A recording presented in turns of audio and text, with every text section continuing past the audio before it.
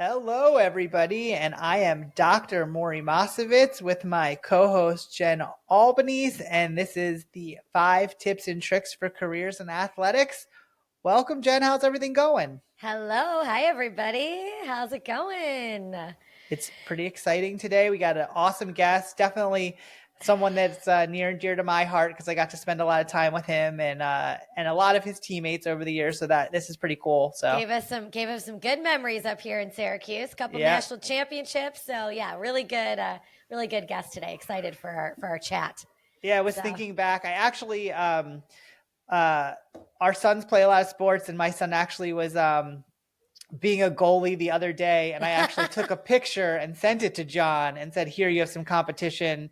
And he definitely says that you know he puts his goalie days behind him, but I kind of laugh every time because my daughter, your niece, throws my son into goal with a life preserver on and a bike helmet, so nothing to protect his face, and a miniature lacrosse stick, which I think you got him, goalie stick, which you gave him, and just it's like go to town. Go defend the goal while she's doing like cross body shots on him into goal. Listen, at least she's trying to protect her brother. I'll give her that. Go Lucy. Right to the face. So hopefully we have some dental insurance. So if we need any braces or any sort of that. But hey, you know what? They're trying, and the boys really they do love their sports. The boys is kind of nuts with sports. Oh my gosh, it's crazy. Michael on our side is like he'll wake up at 6:30 in the morning and it'll be like, okay, what sport are we playing right now? Are we playing lacrosse? Are we playing golf? Are we playing baseball? Are we playing soccer? Are we playing? And I'm like, it's 6:30 in the morning, buddy. Like we're playing nothing. Okay. My favorite thing with you guys is the ball tax. Oh, let me explain what the ball tax is. So both of our, like we said, Michael and Graham love sports, and it's the grandparents and the aunts and uncles. Everybody wants to get them something for Easter or their birthday or Christmas. And it's like, oh, we're going to get him another ball and bat. We're going to get him a football. We're going to get him a soccer ball. I think we have every color of the rainbow on a soccer ball. Okay. So my husband was cleaning the garage and he literally said to me, we are imposing a ball tax. So if anybody buys our kids another ball, they also have to pay us $5.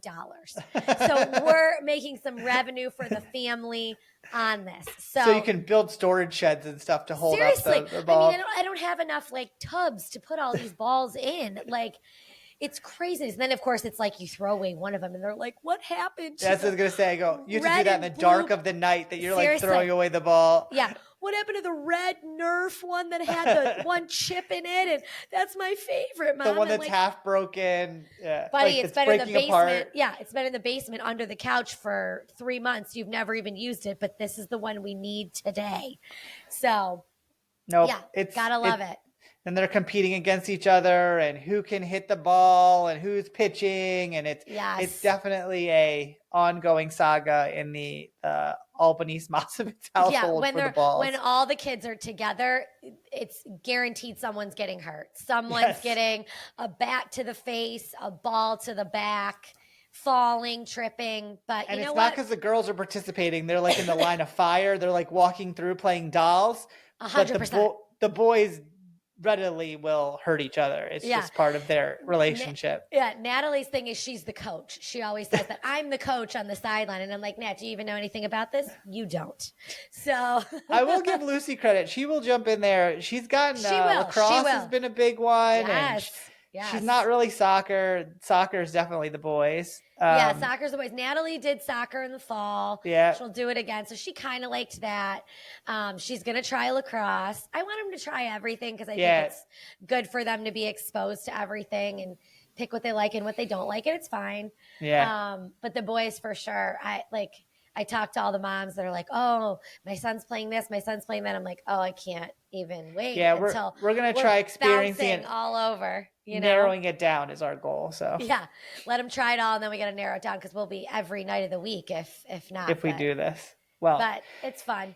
It's fun. We're going to move on here. So off to our ad for the day, and when we get back, we have an awesome guest coming up.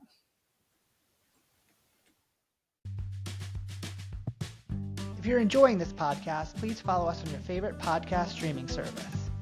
The 5 Tips and Tricks podcast is a part of Athletic Career Consulting, a group focused on educating and guiding high school and college students looking towards careers in athletics. To find out more, go to our website at www.athcareer.com. That's ATHCAREER. Okay, everybody, welcome back. And we have our guest today. Maury, let's do an introduction. Very excited for this one. A dynamic force in the world of men's lacrosse, today's guest was a star goalie at Syracuse University, being a 2-time first-team All-American at the position and the only goalie in Orange history to earn the honor twice. He also is the only goalie in NCAA history to win national championships in his freshman and sophomore year. Playing professionally, he was a member of the Rochester Rattlers, named Rookie of the Year, and twice earned Goaltender of the Year. A 2-time MLL All-Star, winning 3 MLL Championships, he ended his playing career in 2021 as a member of the Chrome. He captained the U.S. men's national team that won gold at the FIL World Lacrosse Championships in Israel. He started his coaching career as a volunteer assistant for Duke, followed by a 4-year stint as an assistant at Providence. In 2016, he was named head coach of Jacksonville University, the 2018 and 22 Southern Conference Coach of the Year, loved by his teammates, revered by his student athletes. So excited to get the chance to spend time with my friend, John Galloway. Welcome, John. Hi, John. You guys are making me feel too good about myself. I have to be humbled now. We got to build you up to enjoy this podcast. That's quite the resume, sir. Quite the resume. I can tell you, listening to it, it just reminds me I'm getting old. I feel like that was years ago up on the hill. But thank you guys for having me. I'm really thrilled. Obviously, had a chance to get to know you guys really well in my college experience, and still, revert back to that experience so often in my current position, and how much joy I had specifically getting to know people like you guys in my experience. So thank you guys for having me. Jen and I were reminiscing, and I don't know if you remember this, but your picture. Oh my gosh. So there used to be a marketing promotion, and we cut out your picture and put it on a board, and little kids used to have to shoot at the picture during halftime. Yeah, you were the wooden goalie for the halftime promotion. And the first one we had ended up getting stolen or something. So then we remade it, and we literally cut your photo out, and we were gluing it to the board. And I'm like, I wonder if he ever knew that we did that. And does he see that? Probably not, because it's at halftime, but yeah, no, I remember a few people, friends of mine who used to go to the game would take a picture, and then it became a running joke, because it became, I heard that the board made more saves than you. And so it often became a jab more than a compliment. I'm sorry. That was not my intention at all. It was not my intention at all. Oh, good. I mean, for years, I got to see you still, because I'd drag you out onto the field and leave you out there for the marketing staff. So I left my imprint then. That sounds good. Exactly. Yeah. I don't know where it is now, but we still, those are fond memories. It was probably stolen again, it was too valuable. Do you have it? John? You took it. I put it in my daughter's room to make sure that I'm always there. That's a trick there. You're always watching. Exactly. Exactly. That's too funny. Oh, that is good funny. times. Good times. Okay, well, let's go ahead. Start with your first trick. Yeah, first of all, this made me think. So I appreciate the prompt, because I started to get to think about, really my young coaching self and how I got into this industry. And now I have this amazing relationship with my athletic director, and we often talk about some of these topics. And, I wanted to think intentionally, not just about it as a coach, but it just being in college athletics. And the first one that popped to me was my ability to network. And I think about that today.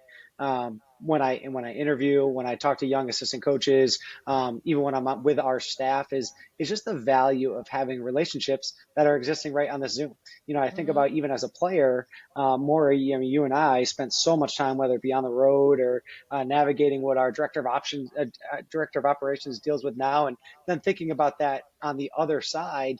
As a player, I was having those experiences, those networking experiences that benefited me down the road. And, when I started to think more about it in a professional sense, and I tell our staff this all the time, when you sit on a sideline or you sit at a convention or a conference, those people are constantly taking note.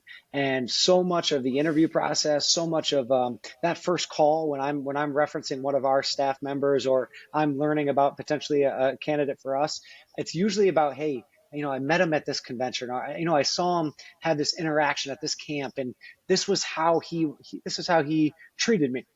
This was the respect that he demanded from the players. And, those small moments that we often think as, a drop in the pan, whether it be at a recruiting event or at a convention, those are the ones that often lead us to our next opportunity. So when I started to think about, hey, how do you really get in this industry and leave a lasting mark, a lasting legacy, how you network, and networking is such a professional term, but I think, when I thought about it more in college athletics, it's relationships. And how invested are you in those relationships? How are you treating people? Because that is networking as you start to get deeper and deeper into the weeds. And then all of a sudden you need something, or you need to make a call, you need someone to make a call for you. Well, it's that networking experience that they had with you that I thought was incredibly beneficial for me, and something that I need to continue to be conscious of and thinking about all the time, every time I'm on the road. Yeah. It's so amazing to think about is like how far back it goes. Like the fact that, I wasn't an associate athletic director at that point. You didn't know that you were going to go in a coaching career, but we have this relationship. And if anyone ever called and said, hey, what do you know about John? And what do you know about the way he is? I can say, because our relationship was so close, and knowing who you were as a person, that goes back, for those kids that are out there that are on teams right now, or, even approaching an early career, you never know where that network is going to come from. Yeah. And it starts even as a college athlete, of course, and turns into, of course, as a professional. But I wrote a reference letter for one of my players this morning. He's shadowing a surgeon on Long Island. And all I talked about was just my experience with him on the road, my experience with him, how he carries himself in the classroom, in the weight room. Those things are going to be the reason why I write a reference letter for him when he becomes a surgeon. Right. And that is already networking. And I wish I knew that as a player, as a college kid, thinking, hey, I'm already building my resume, my real resume, that paper resume. It only carries so much weight. How often does that really get read word for word? It's that emotion that's evoked, by others from you. And I think that's so important. I wish I knew that when I was 18 years old. Yeah. It's across all parts of athletics too. It's not just coaching. I mean, like you said, anybody in college, in any really field, you're making that impact as you work, whether it's in your internships or whatever. All of that is how you make people feel and how you build those relationships. So that's across everything. I feel like anybody can learn that. So that's great. It's a good one. Absolutely. Awesome. So number 2, what do we got? Yeah, number 2. I probably should have started with number 2, but networking came, my professional mind was going. Then I started to think more emotionally. And I think it's passion. And I talk about this with my boss so often in college athletics. And Coach Simmons told me this when I was a player. He said, hey, I didn't get into coaching for the money. And I think when you get on the other side of college athletics, you realize that, you might not make what, your buddies on Wall Street make, or your buddies in hedge funds make, but your life is so enjoyable. You get to do stuff that's rewarding on a daily basis, and you have to showcase that passion on a daily basis as well. And I think the folks that I've seen get out of college athletics lacked that excitement and that passion on a daily basis, and constantly were, we have one of our organizational pillars as a program. I want solutions, not problems. And I think the people that get out of college athletics early on are the ones that are constantly identifying the problems, whether it's financial, or it's hours worked throughout the week, or it's weekends given up. Yeah. But if you love what you do and you show up every day, I don't have a job.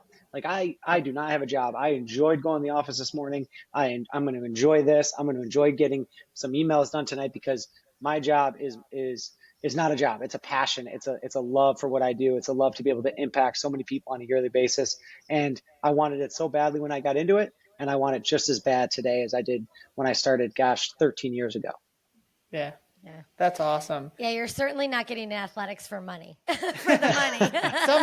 some people might, but it's not some of the group maybe here. But it's good to remember that, though. It's good to remember that it's not about that, and you have to love what you do in order to be in this industry, and to remember that is important, because I think people sometimes forget.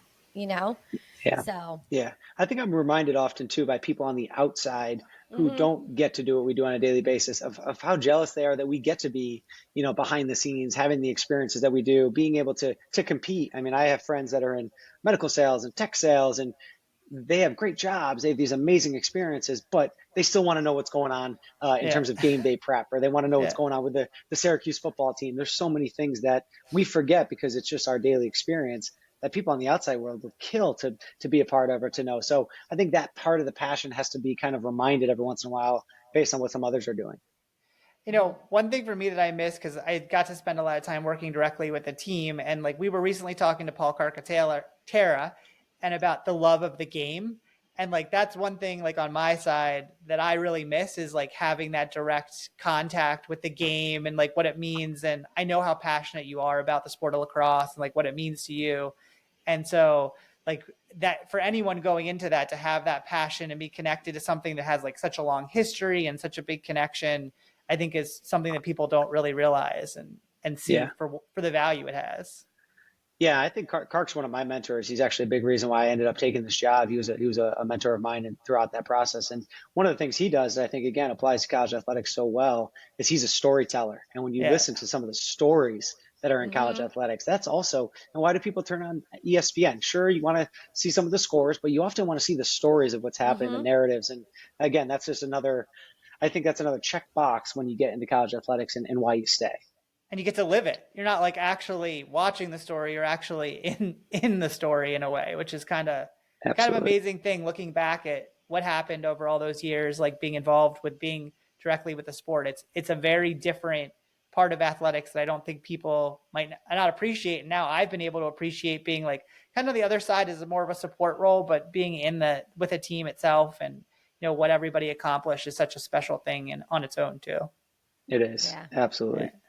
for sure. Okay, good. We got two good ones under our belt. What do you got for number three? Yeah, this one is a little bit, it'll start sounding cliche, so I apologize in advance, but it'll turn into something more tangible. I'm a huge Buffalo Bills fan, diehard Buffalo Bills fan. Sean McDermott's my guy. I watch all of his press conferences.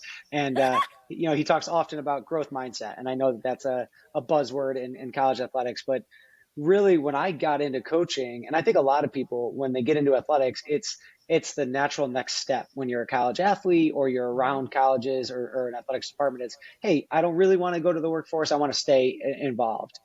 But you think it's because you know everything. And when you get into it, you realize you know very little. You know very little about budget, you know very little about scholarships, and then you know very little about compliance, then you know very little about fundraising. And now in a new age of athletics, you know very little about mental health, you know very little about student welfare. And every year I'm like a freshman again. And I thought when I got into it, like, well, I know lacrosse, so like this is comfortable. I already know everything. I'm going to be fine. And that was really my first 2 or 3 years in the industry. Then I realized, you don't know. You really don't. And it evolves. I mean, right now, again, I just met with my AD 2 hours ago, and we're talking about this new House legislation and how that's going to impact.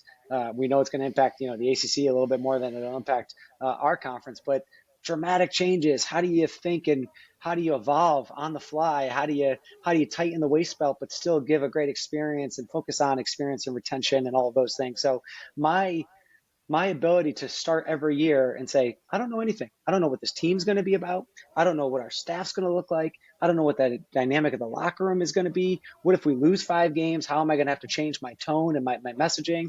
But you get to change, you get to evolve, and you start again. And you have to have a growth mindset to do that, because if you think going in, okay, we got everything figured out, team's going to be awesome, we're going to win a championship, we're good to go, I just got to set this thing on cruise control, you're on the side of the road before you know it. So the Right. ability to learn and grow and grow with your team, with your administration, with your campus, with your community. I mean, COVID, everything that happened in our society. I mean, I feel like I was much more a listener and a mentor than I was a coach for so much of my time here at Jacksonville. So you evolve, you learn, you grow, and if you don't have that mindset, you will get stuck in your ways. And I think that's when a lot of people in this industry, it's maybe hit their wall, is when they're unwilling to change. And I think we're seeing a lot of that right now. Yeah. Especially in D- coaching, because you don't. It's always evolving. The administration kind of has the same. There's things we have to adjust to and everything in college athletics, but you know, all the coaches out there, you're dealing with a 18 to 20-year-old, 22-year-old group of people who are literally evolving in front of you. And that's not an easy task for anyone to handle.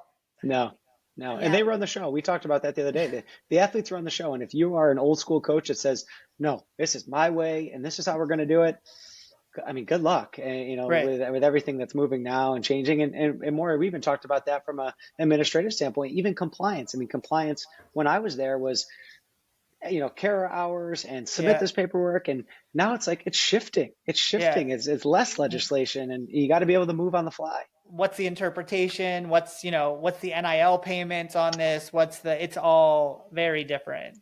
It is. It is. I remember you giving us meal money and us signing on the dotted line. Yeah. I don't know if meal money was like, oh baby, this is exciting. Yeah. I remember having you guys sign paper after I don't even think they use paper anymore. Maury was like filing. They're going on Real Response. I have like a huge binder that's going out to have you guys sign stuff, and more than not, most of the time, like, why am I signing? Like, I don't know, just sign it. Like, just get it done. Oh no, we Joel and I talk all the time, and we were joking like, when you had spring break and you got like a couple bucks to like go to Lids and buy a new hat, that was like, we were good. We didn't need NIL. That was amazing how things changed. Yeah. Such a different world in such a short time. I feel like it's just so different now. Different. But that's talking good. about the Bills, we've been communicating with Hal Luther, and he said hello. Hal's my guy. He said Galloway's my guy. That's right. Well, Jax is starting to play, so I sent him a package. I said, listen, I get it. You're going to have a bunch of Syracuse stuff. I need a little bit of green in your wardrobe, so we took care of him. And don't worry. He told us all about it. Don't worry about it. He was like, well, John sent me all this stuff. Now I need Syracuse stuff. And he let us know what he needs to get from Syracuse. Nope. I've already sent Jackson NLI. He's coming to Jacksonville. There you go. Don't try to steal him. Not my area. I'm just the cardboard cutout. That's not my area. Right. Awesome. Okay, number 4. Yeah, this one's probably the most fun for me. It's probably the most I've evolved, and it's easy to say, but relationships, and again, it kind of goes back to the old coach player mentality. I just don't think that exists anymore. I mean, when I started in the industry, it was, hey, I want to have a professional line. And I think that is still important. But I FaceTime our guys all the time. I text our guys all the time. I call our guys all the time. It's never about lacrosse. It's so, I was having a great conversation the other day. You could have the best scheme in the world. You could have the best strategy in the world. If your guys don't trust you, believe in you, are willing to be vulnerable with you, then it's not going to showcase itself on Saturdays. And then it goes beyond just the locker room. And I think this goes back to the athletics part. Like we ask, I'm a demanding guy. I admit that. Our staff knows that. I'm demanding to our social media team. I'm demanding to our compliance guys. I'm demanding to our fundraising. But you can't just ask for something every time you talk to somebody. And I think that's very easy to do when you're in the just kind of the cycle of prepare for a game, get ready to travel, budget. Okay. Oh, I need something from compliance. Well, if you don't have any sort of relationship and it's always, hey, I need this, it's eventually going to fall on deaf ears. And I think that's what goes across the athletic department to our wait staff, to our athletic training, specifically to external relations. I mean, the only time you talk to them is when you need money or you're running an event. And it's like, well, is there value in maybe, developing a deeper relationship? And then it goes across campus to your donors and your families. One of the things I've really been committed to is not having that wall between coach and parent. And I think it's so easy to say, you know what, drop your kids off, don't call me, because the parents, we all know, can be another headache. For me, I've found that the more that you communicate and open up that line, the less issue you have, because there's not that background noise that's happening with you not knowing about it and then the kid hearing about it. And then all of a sudden there is a little bit of division amongst your organization. Well, let's just open it up. Hey, here's where we are. Here's where you stand. Here's where they stand. Do you have questions? Let's talk about it, because you're not at practice every day, and let's not be afraid to like cross that bridge. And I think relationships often deal with a lot of the issues before they even come up. And that, again, I think that's something that's really across the board in our industry for sure. It's building that trust. Like you said, like everybody that you're talking about, you're trusting them. The players trust you.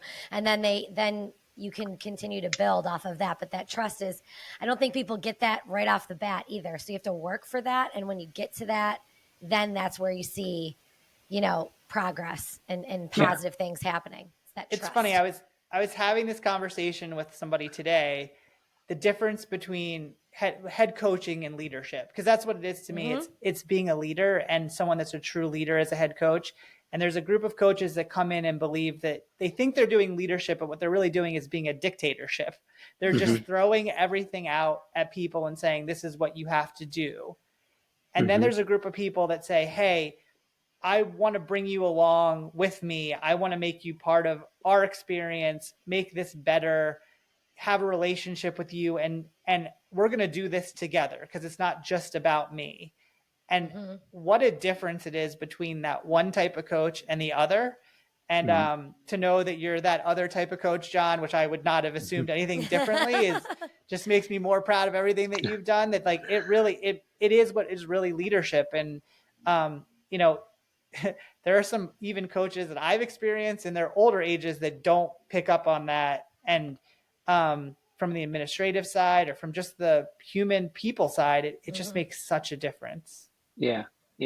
I always use the analogy now. I actually thought about this one day and it like sparked this excitement in my head. When you lead, when you think about leading, right? When you think about the visual act of leading, I think about more as a player, right? Like you're in the front of the line, you're leading your team out there. Coaches don't do that. Coaches have to watch. So how do you make an impact? You inspire. Like the difference between leading and inspiring. Leading is important. Don't get me wrong. You have to have a due north, right? You have to have some sort of direction. But on game day, our job is to inspire. And I think that starts with practice and starts with preparation. And I don't get to be out there. I have to inspire you to go do something because I can't lead you. I don't get to play. I think as a team, you can certainly have leaders and leaders by example, et cetera. But as a coach, I think my job is to inspire. And I think you get a lot farther with that word versus, what you talked about, which is in essence, dictatorship. Right. No, that's awesome. Just great. Okay, Jen, you get the last one. Last big one. So what do you know now that you wish you knew then? So what do you know now that you wish you knew at the beginning of your career? Yeah, no, I thought about this one a little bit deeper. I think that what I've noticed again in college athletics, it's the folks that are constantly worried about what's the next job or what's the next university. And I think if you're just really good at what you currently do, whether that's setting up the field or you're the guy that takes stats or you're the assistant coach that has to warm up the goalies, just be the best version of that. And again, it goes back to like the passion. You're really passionate about that. You're going, just like in any industry, you're going to move up the ladder. But it's the ones, especially in athletics, that are like, well, I deserve this, or I want to be here, or this is a stepping stone. Like that was a term that was used a lot when I first got into coaching. This is going to be a stepping stone job. Well, how are you supposed to be the best version of you? How are you supposed to be all the things that we talked about? How are you going to network well? How are you going to be passionate? How are you going to grow? If you're constantly like, well, I'm going to go this place next. And then I think, especially as a coach, your players feel that and you're not wholly invested in them. And now you're not getting the results. And ultimately, your next job is just a byproduct of what you're doing currently. So I think that, and I've learned this, like this is one of the things, this is again, one of our other core pillars as an organization is be where your feet are. Like if we're just at weights, just be at weights. Like don't worry about the next thing you have to run. Like just be where your feet are. And as a coaching staff, I think we've tried to do that as well. But as a young coach who's constantly thinking about, well, my buddy's making more money, or the ACC is this place and I want to be there. And I think ultimately then you just kind of get stuck in a rut and you're ultimately always disappointed versus you earn what you get. And I think that's something I certainly learned, especially as a young coach.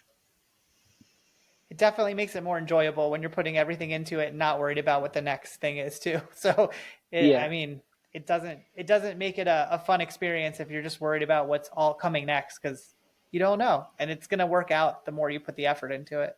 Right. You won't be. That's for everybody. Yeah. If you're not putting in 100% where you're currently at, like, how are you going to do well? How are you going to be noticed? How are you going to move up if you're just hey, where can I go next? And you see that across all different areas of sports. Like I have, I used to have kids that would work with me and be like, okay, I only want to be here for a year. I only want to do marketing in here for a year. I want to go somewhere else. Well, like you said earlier, how am I going to write you a letter, be a recommendation if you're not giving 100% while you're with me, because I'm not seeing your full potential. So I like that. I think that, and people forget that. I think people forget about that. It's like, oh, I want to be the AD. I want to be this head coach. I want to be this job. I want to go to pro. I don't want to stay in college. Yeah. There's never let's do 100% where you're at sometimes. And you got to remember that. Yeah. I'd be curious, like if you surveyed 100 people in the industry, like how many people thought this was going to be the trajectory, and I bet you 97% of them, like I had no idea I was going to be fascinated in marketing, or I had no idea I had a passion for administration, and I got in and I followed it. And I think, that's like again, it's easy hindsight 2020 to go back and say, shoot, just be excited where you are and you'll end up here. But that's what you especially in this industry, because my wife jokes all the time, like, what do you think? And especially when you have a family and you're starting to plan, it's like, well, this is what we chose and we're super happy here. And as long as that's the case, the rest of it will take care of itself. Yeah, I would be a psychologist right now if I went through my plan. I ended up having you guys sign all that, and it led to a life career. So I don't know what that says about anything. Of just people signing things. That's all everybody does is sign things for Maury. That's all he does now. You were damn good at it, though. I'll tell you that. You had a good signer. We are a tight ship because of you. I got you where you needed to go, at least. That's right. There was sometimes I worried that you would actually make it. You all would make it there, but we got there every time. We always got there. Our guys, like, they'll always make comment. We travel a ton, and I always remind them, like, I remember we used to have like Brooklyn pickle sandwiches under the bus. Like, you just be glad and thankful and humble and grateful for what we got. So, no, it was such a cool. But you think back on all those things. And it's like, man, I had no idea what this was going to look like. I had no idea that I was going to coach. You never knew, and then you just dove in. I dove in head first, and gosh, I would have never told you I was going to be living in Florida for the last 8.5 years, and absolutely in love with it. And I would have never thought. So you just have to commit wholly to what you're doing. Well, That's it's so awesome. good. You're doing so well. You got big plans for the summer, so that's nice. And out on the recruiting trail. Yeah, we'll hit the road hard, and obviously down here it's unique. You're on a plane no matter where you go, and so we'll get up and we'll spend a lot of time in the Northeast and the Mid-Atlantic, and it's so fun. We have a great staff; they're already on the road. I'm fortunate that I have people I trust, and I'll meet them up there next week, and we'll certainly enjoy some time too. The beauty is when you start to trust the people around you, you get to take a step back and enjoy family and what's important. And again, I learned that from mentors and people that I work with, that working harder is not always working smarter, and we're trying to be the most efficient organization we can, and that means being happy too, and being really thoughtful with stuff outside of just the office, because that is the perk. I have to tell people all the time, the perk of college athletics is you do get to maybe make your own schedule at times. You do get to be home on a Friday afternoon and not feel stressed. So you gotta take advantage of the stuff that's good about this industry as well. Exactly. Oh, for sure. Well, I know that you get up here every once in a while, but you have family. But if you do get a chance to swing by, definitely come say hi. Yeah, and we'll bring out the goalie if we have it. We'll try and find the guy back out there. You can shoot on it or something. I want to find that cardboard cutout. We got to find that thing. We should put him up there and then put it next to it and see how many saves more than the other. Exactly. No, I'm retired. I'm retired. You'll always be the goalie in my mind. Don't worry about it. Always the best one for sure. The best one for sure. Oh, well, this is great. Thank you so much. Thanks, John. Yeah. Thanks for everyone for spending time with us today. Definitely check out the other podcasts we have released. Follow us on social media at @AthCareerPod. And we'll see everyone soon. Bye. Thanks, guys. If you like the 5 Tips and Tricks podcast, make sure to subscribe on your favorite podcast platform. You can rate and review us, including questions that may be answered on future episodes. The 5 Tips and Tricks podcast for careers in athletics is part of Athletic Career Consulting. Check us out at www.athcareer.com. Don't forget to follow and like us on your top social media platforms.